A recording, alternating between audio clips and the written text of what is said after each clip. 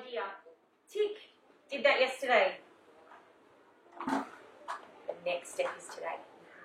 The I can statement is I can write my story in order of events. What do you think is going to be here? Put your hand up. What do you think is the next step? Leo. Right. That's it. Simple. We write.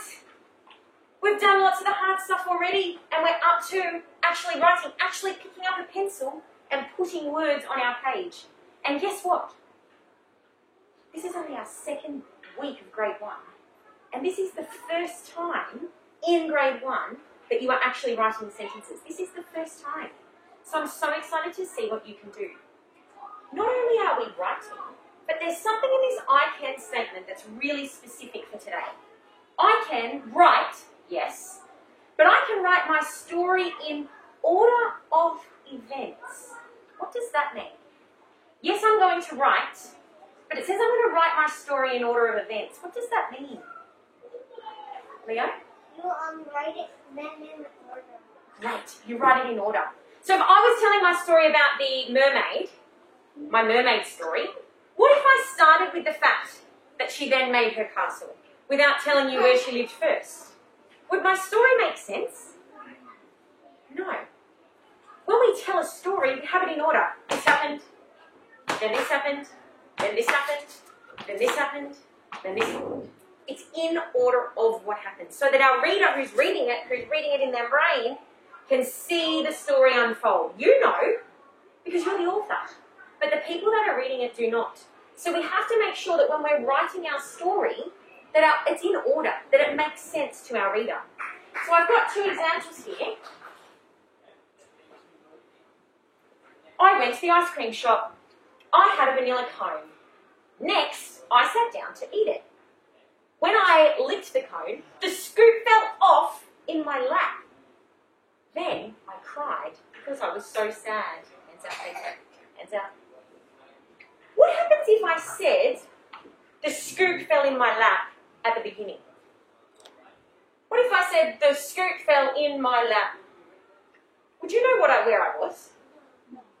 Would you know what I was doing? Right. If I don't have this part in order, my reader is lost. Pop your hands out, please. Cross your legs. Quickly. My reader is going to be totally lost because I've started at the wrong end.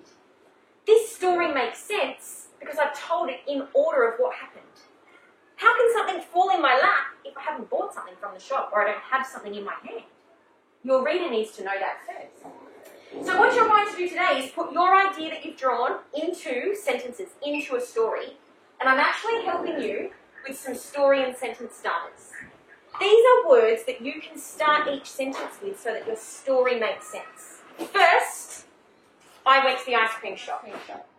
Then, I got 1 scoop of chocolate ice cream. Next, I sat on the bench outside and ate it. After that, my last scoop fell on my lap and I cried. Finally, my mum bought me a new one. So I have used these words to start all of my sentences. But if you want to tell a story in a different way, so it's not about you, first I did this, then I did that, and you want to talk about someone else. One day there was a boy who. Once upon a time there was a girl who. Then this happened, next this happened, finally this happened.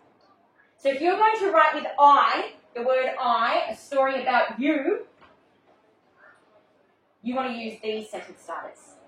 If you are going to write a story about somebody else, the I can statement today is, I can write my story in order. These will help you write in order. First this happened, then this happened, next, after that, and then finally. Any questions? No. That is part, but, party, art, and then E is party. Art, and if you add a Y at the end, it will be party.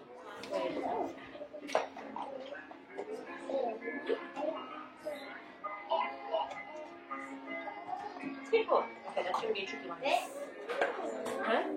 O, E, D, A. Just moving. Good boy. Different stages. Some people are still writing. Some people haven't finished writing but are a little bit stuck on what to write next. And some people are done. Okay? So we've got people at different stages. If I say we've only got 3 minutes until this lesson is over, I want you to stay at your desk. Not everyone come out and say, I'm done, I'm done, I'm done, I'm done, I'm done. I want you to stay at your desk. What can you do if you think you're done over the next 3 minutes? What could you do if you think you're done for the next 3 minutes? You have to set. You have to set. You have to set your finish or not.